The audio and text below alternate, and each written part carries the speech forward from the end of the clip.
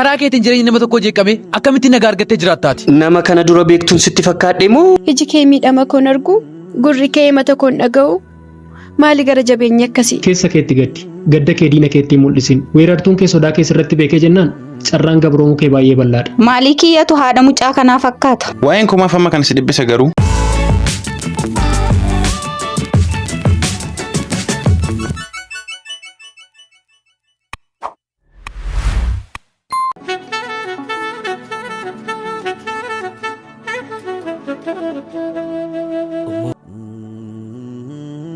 Kobbay! Beenarra! Bay! Dim! Kun nan geessu maalutti naaf dabalime? Hin qabu. Qarshii kana qofa qabdaa? Eeyyeen hin nageessu? Tole erga jettee haa ta'u. Maaliin godha? Silas maal gochuu barbaadde? Lakki hooma. Deeman manarra. Tole. Garuu qarshii har'a dabarraan galmina jalaa dhumataa. Hin qabu. Gurr. Hin deemtas? Nan deema garuu. Uff! Mucaa kana. Maali yaa'u kana carraan akkanaa? Atis garaanatti jabaatte?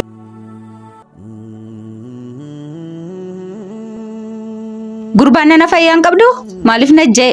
Dhiifama balfanaaf kenname yeroo tokko. Tole. Gurbaa kana miirri isaa sirrii hin jiru maal ta'eetu? Anoon beeku. Walitti buutamoo jechuun koo wal dhabdanii? Isuma gaafadhu. Tole, mucaa keessan natti fakkaateem sanaafan sin gaafadhe dhiifama. Maalii kiyyatu haadha mucaa kanaa fakkaata? Isa tilmaamuun hin ulfaatamu. Kanaafuu? Antarii yoo walitti buutan jedheen sin gaafadheem amma qarshii konaaf laadhanaan deema. Kanuma boodafuu nama waa gaafachuu qabdu adda baasii beeki. Tole. Hodama. Galatoomaa. Hin deemtu? Tole. Kun immoo fayyaan qabu maal afaan natti banaan? Obboleessa maal taate? Lakki yaaduma. Ooman taane. Miirri kee sirrii miti. Jeeqamtee jirta. Nama wajjin wal dhabde moo? Lakki yaaduma. Gadda jabaasee sirraa mul'atu na dhoksuun maaliif barbaachise? Lakki yaaduma. Ooman taane. Miira kana keessa hammam turuu barbaadda? Isan garoorsine. Rakkoo amma si mudateef furmaannoo argame miirri kee hin jijjiiramu? Anoon beeku. Maaf wallaalta? Akkuma mudannoo gaariin gammachuuf nu affeeru, mudannoo hamaan immoo gaddaaf nu saaxila. Miti? Inni sirriidha. Amma maalaa godhuuf kanatti himtaati? Miira kana keessaa si baasuuf. Isan dandeessu dhiisi. Madda rakkoo keetii natti himnaan furmaata isaa eeruu si kennuun koon oolu. Elaa waan na yaaddeef guddaa galatoome. Ana garuu ammatti gargaarsi kennan barbaachisu. Maaltu akka na gaddisiisu beektaa? Rakkoo xiqqoo tokkoof yeroo dheeraaf gadda keessa turuu kee. Waa'een kumaaf amma kan si dhibbisa garuu. Miidhama obboleessaa argee callisuun natti hin tolu. Ilma namaa rakkate arguun natti hin tolu. Kanaafuu maal godhinaan jettaati? Maaf nan dhiistu? Yeroo kanatti dhibbina meeqan keessummeessaan? Dhiphinni ati keessummeessitu tokko illee akka hin jiraanne. Isan danda'u. Maal dhiphachuuf gara addunyaa kanaa dhufteeti? Eeyyeen. Hamma har'aatti takkaa gammaddeen beektu jireenya kee keessatti. Bara daa'ummaa kootii yeroo maatii koo bira ture san malee sanarraan kana erga warra kana bira jiraachuu jalqabe tasuma gammachuu waan jedhamu argeen beeku. Isaan maalii keeti? Isheen haadha manaa eessuma kootiiti. Isaan bira jiraattaa? Eeyyeen. Amma ishee wajjin wal dhabdee akkas jeeqamteere? Maal sin jette isheen? Waan uumame natti himuuf eeyyamamaan turre isheen. Haa ta'u. Sababa wal dhabbii keessanii natti hin himin garuu gargaarsan siif gochuu danda'u natti himi. Hoomtuun jiru. Maalidha inni harkatti baattu? Dookimentiidha. Beeksisatu bahee isan galmaa'uun deemaa jira. Sittiin barfatu reemaaf teessa kaateen deemtu? Dee'uu barbaaden ture. Amma garuu sababoota tokko tokkoon akkana fuudhee dirqamanatti ta'ee jira. Sababoonni sun maal fa'i? Inni ammaaf haa turu. Garuu gadda kana keessan turin hamma dandeesseen qalbii kee boqochiisi. Nan yaala. Yaaluun hin badu. Gaaffii tokko si gaafadhu. Eeyyeen. Rakkina argitee beektaa? Isa hojiin koon himu? Hojii kana waggaa meeqaaf hojjette? Waggoota qubaan lakkaa'amaniif. Haa ta'u. Namoota irra oolmaan kee faallasaati si deebi'ee beekaa? Eeyyeen yeroo ho'iitti. Taatee san akkamiin ibsita garuu? Baay'ee nama dhukkubsa. Dhibee yaala qabaa? Akkuma dhibeewwan muraasni yaala qaban, muraasni isaanii immoo yaala hin qaban. Warra yaala hin qabne sana miirri dhukkubbii isaaniillee hedduu ulfaataadha. Fakkeenya warri yaala hin qabne sun kan faadha? Isaat amma dhukkubsachaa jirtu kana. Erga jetti waan amma na mudate sitti mana dhagaye. Itti fufi. Namitti nama balfa silaatte suni haadha warra eessuma kootiiti. Akka harmee kottuun isaan laala. Guyyaa tokko isaan mufachiisin beeku. Qalbis natti cabdeen beektu. Turtii waggaa 16 waliin qabna. Mucaa waggaa 9 ta'e isaan biratti gale. Isaan bira taa'een barumsa kollee hordofaa ture. Hamma har'aa kanatti akka dhala isaanii osoo hin taane akka garbichaatti isaan tajaajilaa ture. Dhiisa obboleessa baay'een dhiphatiin dhiphinni sirraan bareedu. Afachu garuu ilmi namaa guyyaa darbuuf maaf hammeenya hojjetaa? Inni kun akkuma si dhibeen as dhibeem. Dhiisi baay'een gaddiin. Akkamittiin hin gaddu? Warra kanatti warra maatiin koo imaanatti na laatim. Halagaana godhatanii. Keessa keetti gaddi. Gadda kee diina keetti hin mul'isin. Weerartuun kee sodaa kee sirratti beekee jennaan carraan gabroomuu kee baay'ee bal'aadha. Kana beeki. Baay'een keenya gammachuu qabaannee otoo hin taane jireenyaaf jenneetu gadda guddaa seeqaa xinnoo kanaan mo'an. Jireenyatu kana qabu tole obsi. Haa ta'u. Amma maaltu beeksisa akka deemteen galmoofne si daangeesse? Qarshii geejjibaa. Oodhu kunoo deem galmaa'e. Qarshii kana garuu yoomiin kaffalaa?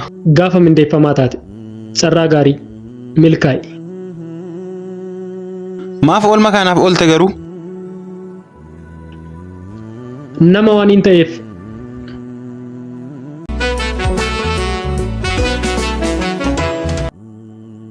Baay'een sitti qaanfadha. Dhugaa dubbachuudhaaf taanaan namoota akka kee kanarraa amala akkasii arguun baay'ee nama jibbisiisa. Haa ta'u barsiisaa amantii tokkotu yeroo tokko akkas jedhee namoota barsiisa jedhanii dhageesse hin dhageenye. Alkooliin dhuginaa alkoolii dhuguun cubbuudhaa jedhan. Ofii isaatii otoo namoota akkas jedhee barsiisu guyyaa tokko machaa'ee kufee argame miti. Seenaan isaa kana qofaam yoo hin golobame. Akkam tureyyuu? Guyyaa ta'e barsiisicha akka carraa machaa'ee kufe. Namoota inni barsiise keessaa nam tokko dhufee lafaa isa kaaseeti. Barsiisa alkoolii dhuguun cubbuudhaan jennee maaf dhugdanii jennaan? Hin dhuginaan jedhe malee hin dhuguu yoomiin jedhee deebiseef miti. Seenaa keetii fi seenaa barsiisichaatu walitti fakkaachaa jira. Afachu maal godhinaan jettaa? Maaf nan dhiistuu kenna? Maaf yaadota akkasii fiddee na dhiphistaati? Karaa keetiin jireenya nama tokkoo jeeqame akkamittiin nagaa argattee jiraattaati? Ilaa akka akeekkachiisatti tan sitti himaa jiraana dhagaye. Lammaffaa dubbii akkasii kana natti hin darbatin kenna. Isa nan isa rakkoon qabu. Waan yeroo hunda naan jettu tokko sitti himaa na dhagaye. Hiriyyaan gaariin daawwitiidha kan keessatti of ilaalanii. Atis na keessatti of ilaalii anis si keessatti of ilaalaa naan jechaan turreeti. Ammallee taanaan hiriyummaa keenya waan hin haaleen qabu. Suma keessattiin of ilaalaa jira. Ati garuu jechama kana na dura qabdee seenaa goolabame akka haaraatti na eegalchisuuf deemaa jirta. Akka haaraatti waan si eegalchiseen qabu. Akka shibootu fankaa sitti himaa jira. Amma waan kamii ol hubannaa kee ishii barbaachisa. Tole maal godhu? Akkamitti ishee hubadhu mee kenna? Namni yoo kabaja oliif qabaate ol hubataam. Carraa ol argine hundumatti dubbii natti darbattuun beekta miti? Akkasitti ol hubachuun hin danda'amaa mee naaf deebisi. Ilaashu amma waan tokko qofa tole naa jedhi. Maaliin? Mana ishee deemuu qabna. Maal gochuuf? Manatti nu barbaada waan jirtuufi mana ishee akka deemnu nu barbaada. Naaf galaan jiru wanta ati jechaa jiru. Maal sababeeffanneeti mana ishee kan deemu? Dhimma cimaaf waan nu barbaaduufi bira seennee ba'uu qofa. Kanuma qofa tole naa jedhi. Kan haala sin dhiphisu. Tole. Tole kottaa deemnu.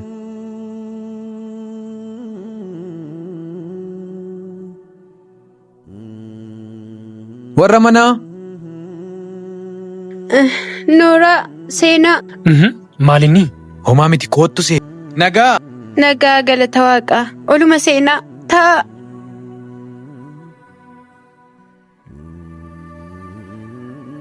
Amma sitti fooyya'eera aree akkam? Eeyyee homaan jedhu. Amma natti fooyya'eera. Maal taatee dhukkubee ture moo? Eeyyee xiqqoo ishii dhukkubsattee turte. Maal taate? Isa shumarraa adda baafadhu. Tole. Afaan duwwaan isin teessise miti taphadhaa buna isinii dhaaba. Lakki waan tokkoyyuu hin barbaachisu dhiisi. Tole. Tole waaqayyo si haa fayyisu. Hammanuma si dubbisna jennee dhufne. Maal xinnoon turtanii ree? Lakki yeroo biraa deebina. Amma deemuu qabna. Hin deemnu? Ashuu ati xiqqoo turame waan si haasofsiisuun qaba.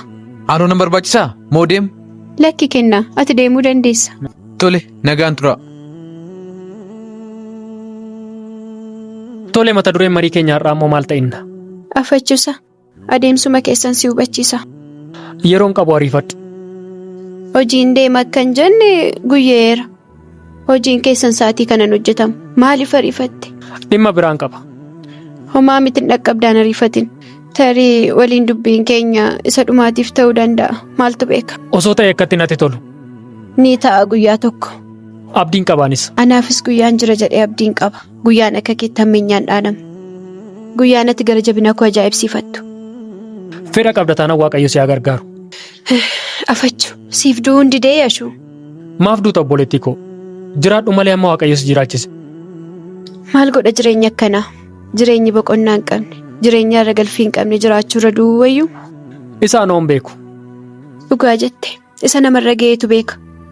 Gubataa marqaa hubataa targaa jedhamti.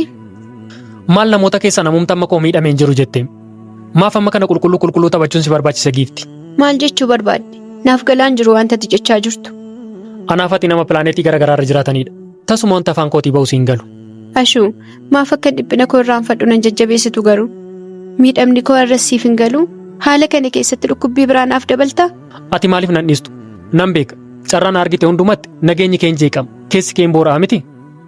Maaf argaa koo lagattu? Maaf garaan irraan kutattu? Akkuma dura na dhistee deemte sana maaf deemsa kee ittiin fuftu? Haamilee sanan dhabeem.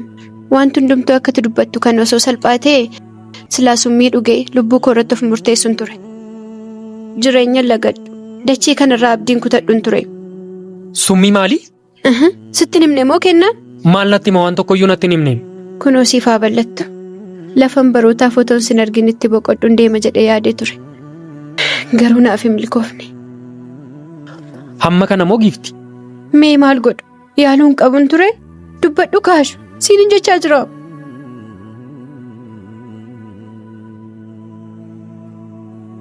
Onneen kee kaleessa giiftii godhee na muude. Arrabni kee kaleessa jaalala koo lallabee hin quufne sun. Har'a eessa dhaqe? Giiftii naga lakkisi deemuun qabu. Kana caala taa'ee si dhaga'uu hin danda'u. Hin dandeessa Shuukoo. Iji kee miidhama koon argu, gurri kee mata koon dhaga'u. Maali gara jabeenya akkasii? Maaf na gargaaruuf yeroo dhabde garuu? Moo jaalalatti kanaan dura naaf qabdu onnee kee irraan turre? Tole, maal si gargaaru giifti? Mee kana na gargaari naan jedhe afaan keetii baasi. Hariiroo jaalalaa amma qabdu kan guutummaatti addaan kute. Sana booda hoo? Anaa wajjin jireenya akka haaraatti eegalla. Jaalala keenyatti fufna.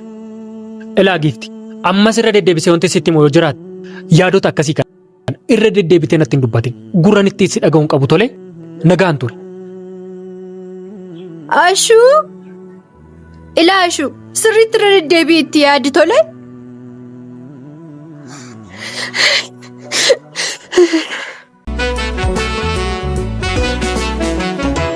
Kunis ni darba guyyaa tokko. Yaa Waaqayyo, ati sababa malee miti kan qananii sana keessaa baaste gadadoo kanatti na darbiteef dukkanni kun akkanatti nafu. Jireenya haara galfii gammachuun ani yeroo hunda hawwusan naaf kenni ati.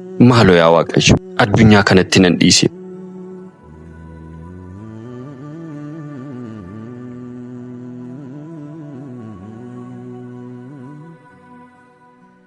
Obboleettii koo. Afachumee yeroo tokko deebiseen si bilbila. Maalinni maal barbaadde? Dhiifama obboleettii koo waa tokko si gaafachuu barbaadeen tureeyyu.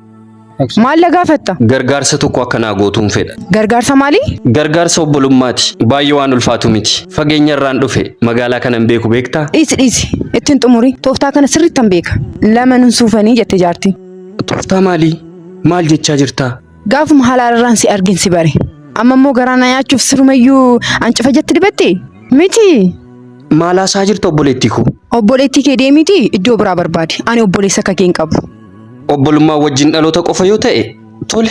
Ati dargaggeessa humna qabda. Hojjettee nyaattu? Amma haadha hiyyeessaa boochistu. Amma jireenya namaa gaagaatu. Nama kana dura beektuun sitti fakkaadhe moo sila maal jechuu keeti? Keessummaa qamalee raafuu keessatti arguu jedhani. Kadhadhee sirraa dhabuu koo otoo hin taane maqaan taaneen na waamuu keettu na gaddisiise. Waan hundaafuu galatoome. Waaqayyo nama guyyaa rakkina keetitti sitti qoosu sirraa qabu. Obboleetti sitti dubbachaa jira miti? Lakki ani eessattan isa beekaa miti. Tole. Hattuudha irraa of eeggadhu adaraa kee. Tole amma qabeenya sirraa fudhatee? Lakki. Akkamitti beektee hattuu ta'uusaa? Akkasumatti tan shakke haalli isaanitti soluu dinnaan. Tole haa ta'u.